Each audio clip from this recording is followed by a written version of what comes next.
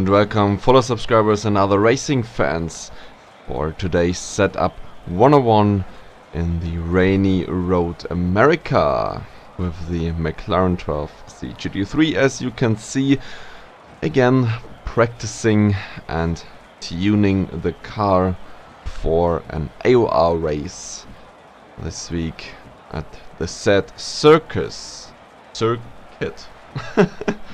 That's a better term. Well, I already drove a lap, which was literally only one lap, 15.6. In the second lap I was already 1.5 seconds faster. So I guess with default setup and 60 liters we are aiming for a 2.14.0 here, or around that anyway. But what I already noticed, we need to do some changes. We need to make some changes.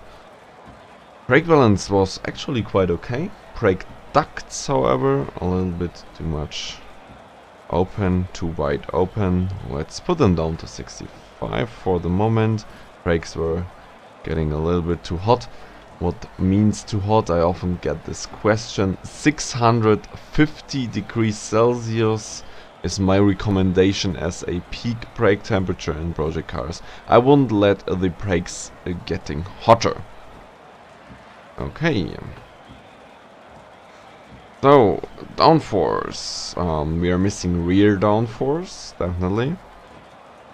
So, let's go to 1 and 4 and let's see how this turns out. Road America looks like a low downforce track.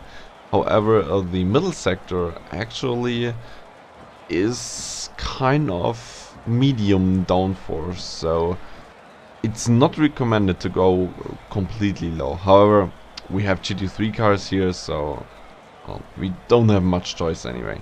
But we will try 1.4 and then we will also try 0 and 3. I think that should be something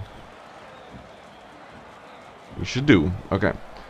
We are reducing the camber to the minimum level again for better traction and braking. This is especially important in the rain.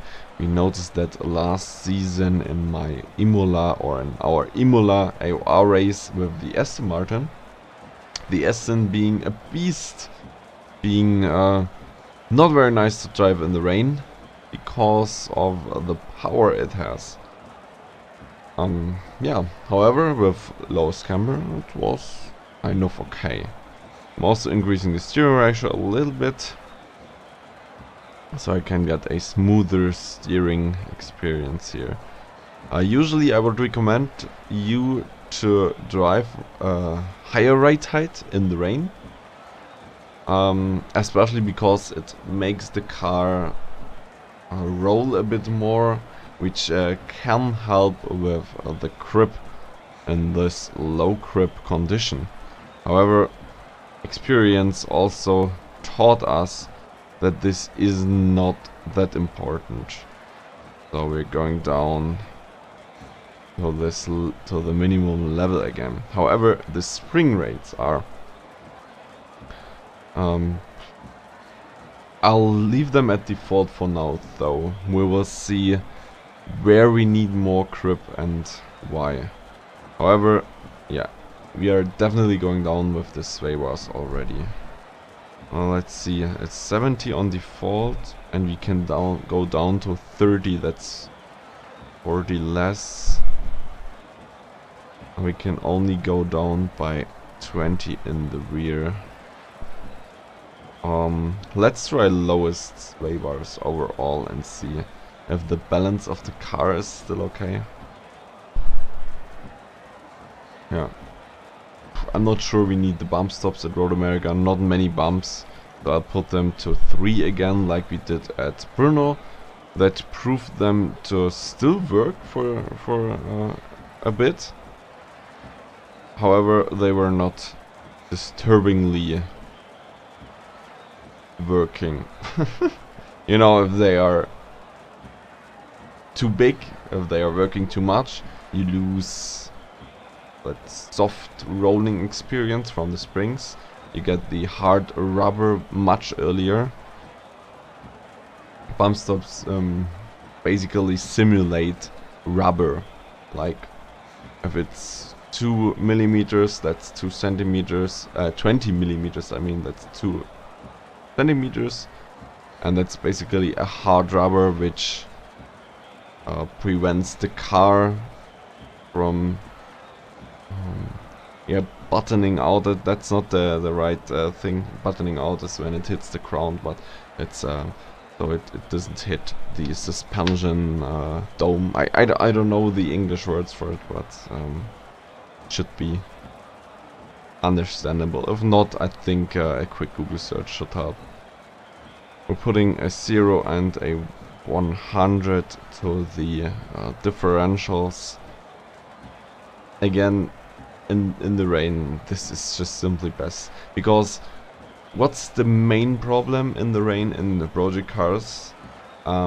It's not the grip level. No, the grip level is quite high. The tires are nice. However, once the grip breaks, you're just sliding away. You have no chance of recovering. And that's the problem. And sudden differential, excuse me, sudden differential action here doesn't help with that. Let's go 0, 100, 0 and see what it brings us. I already saw the final drive is nice. Not sure if we use the longer 6 gear again. Maybe yes, maybe no. I think it's no problem to use it. Let's just try it and see if the 6 is too low then, but I don't think so. Also increasing the brake mapping for the same reason I'm increasing the acceleration lock in the differentials. So 60 liters, 130. Let's go with 40 liters here. That gives us some stability, some more stability in the rain. And I also have the feeling that you don't gain much time in the McLaren if you go with very low fuel. Maybe because the car gets quite unstable with those fuel. I don't know. It could be a reason anyway. So let me have my telemetry here so I can see it live. And then we are going on track.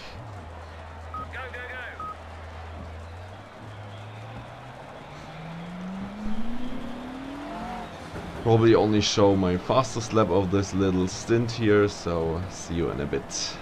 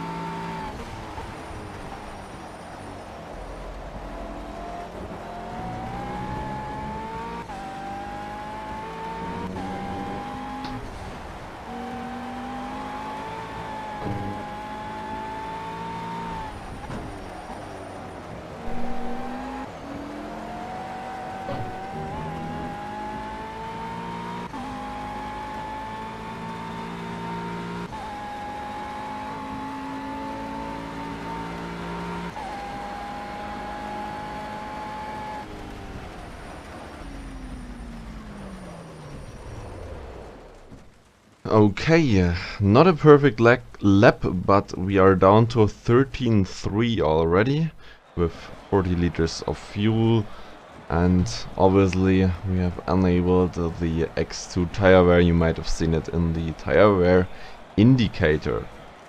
Let's have a short look into the telemetry of our lap here. Oops, yeah. We have to disable the recording for that. Let me see. Brake temperatures 612. Well, it was only a 3-lap stint, so brakes might get hotter in longer stints, but I think we can close the brake ducts a little bit further. I think that should be no problem. Also, well, the tire temperatures in the rear were quite high, but that's no problem because we will do something against that, as the rear per se was a little bit unstable. However, the front right temperature was always too low, so we will definitely address that and lower the front right pressures a little bit. That's what we will do. Now let's get back into the game really quickly here. Front right tire pressure, we will decrease that to 180. Could be fine. Doesn't need to be, we will see. We will test that.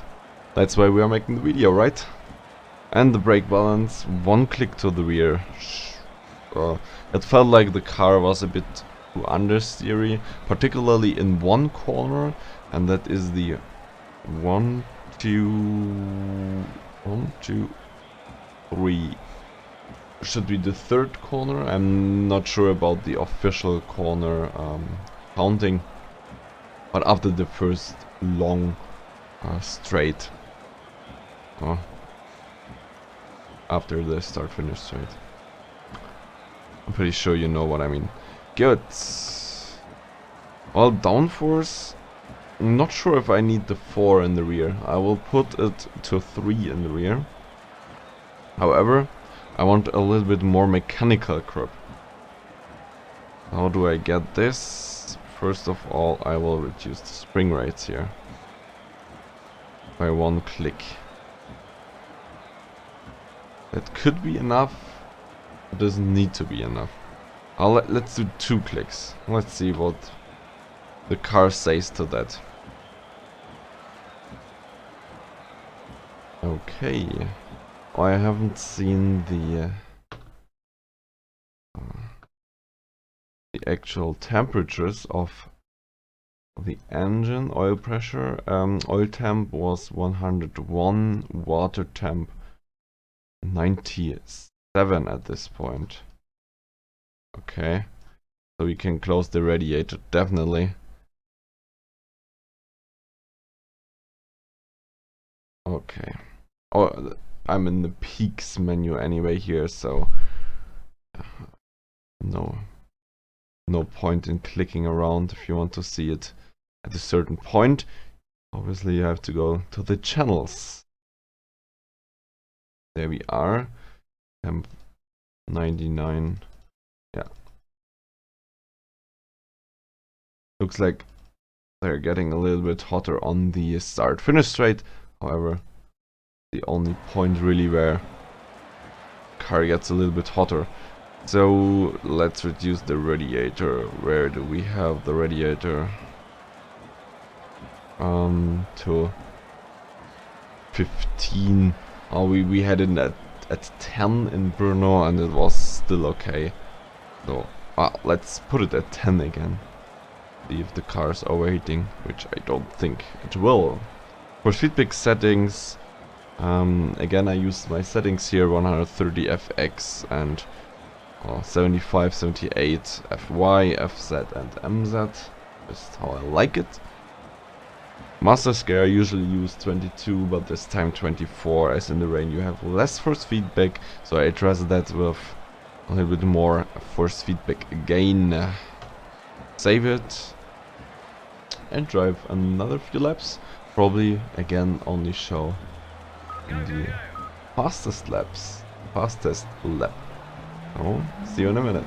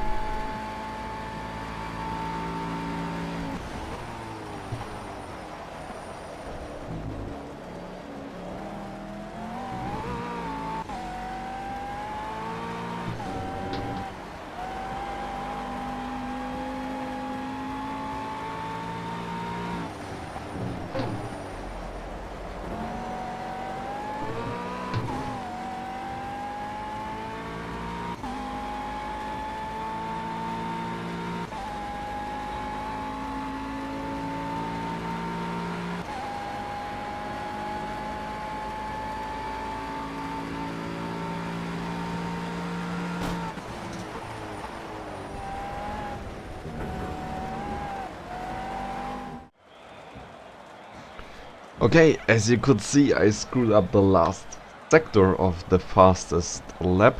However, if you take the first two sectors of that lap and the best sector of the previous lap, the best last sector of the previous lap, you will get to a lap time of 2:12.7, which I'm quite happy about at this point. So can we make any other changes? The thing is, the car is a bit understeery in the first 1 or 2 laps, and after that it gets a little bit oversteery. So the best thing we could do is just get used to it, I guess. I mean, the oversteering later in the race will probably get a bit worse. So I'd want to put the car to a more understeery bias. However, I don't want to do that, because if you're putting it to so much understeering, you will lose so much time on the qualifying, for example, or in the start phase of the race, where it's important to keep your position. So I'm pretty okay with the overall balance of the car for the moment. I think 1 and 3 downforce is okay. You might also be able to drive 0 and 2, but I'm staying with 1 and 3 for the race. It's a rain race, tires will get worn in the end, and more downforce, if it's not too bad for your pace, definitely helps keeping the car on track. Yes, everything else pretty nice. We didn't change the toe, we didn't change the dampers, only the springs and the sway bars. Very important to soften them up. The sway bars especially gives so much more stability in the corners, yeah, so much more grip. I mean, you could also increase the camber, because, you know, as I always say, You don't get better cornering speed with more camber, however you get more stability, so that will help in the rain probably as well, but you will lose more traction and stopping power than you gain from that. So I always recommend minimum in the rain. Yeah, we didn't change dampers at all from default this time, and I don't see a reason why we should. I think the McLaren is quite soft on the damper side on default, but that actually helps in the rain. That's actually okay for the rain. Well, we might soften up the rear fast bumps a little bit. If I do this, I'm doing a longer stint after I finish this setup 101 video, and if I soften the fast dampers, I will tell you by a short display at this point in time when you see the video. Good. Yeah, everything else should be okay. Radiator, let me see really quick. Oops. Come on. Where are you? There we are. Oh yeah. Obviously, I forgot to record this. So that was not a clever move. I forgot to record my faster lap. Radiator will probably be okay. If you want to be on the safe side, put it up to 20. I'll let it at 10. Probably overheat the engine a little bit, but that's not too much of a problem. If you're worried, increase it. I guess 20 to 30 should be okay as well. Yeah, increase 6 gear again. Okay, it helps. Because, well, the engine is strange in the McLaren. It's a turbo engine. So, you would assume that the most power torque, the best acceleration is when the turbo kicks in, but if you look into the telemetry, you see that it also has quite an amount of torque in the low RPMs. I'm not completely familiar with the system the McLaren uses, but there might be a little charger for the low RPMs as well, because yeah, there's much torque. So it actually helps to use the longer 6 gear also on the straights, because the lower RPMs on the straight helps to actually accelerate still while already being on 270 kilometers per hour or something like that. Yeah. Fuel load, you have seen it in the telemetry, probably around 4 liters per lap. We have a 28 lap race, so we are at, oh, that's quite something. That's 112 this time. Wow, that's much more than we had at Brno. Okay, but okay, let's use that for the 28 lap race. That'd be fine. Everything else is default, which I didn't mention, so I hope you're okay with the setup. I am, certainly. I hope it helps, and see you next time. Bye bye.